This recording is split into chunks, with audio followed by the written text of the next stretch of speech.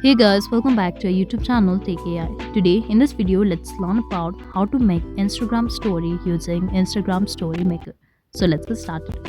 For that, we can get into any browser and search for Instagram Story Maker. Now you can choose any of the Story Makers app and let's go on and click on brandcrowd.com. So here it is, and we'll get to see various templates over here.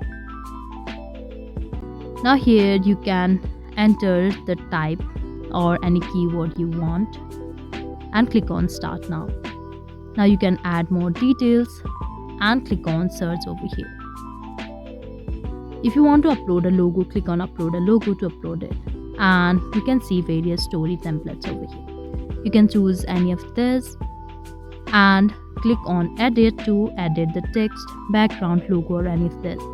Once you are done with all of the editing and your required details, click on download to download it, and you can simply share it as your Instagram story.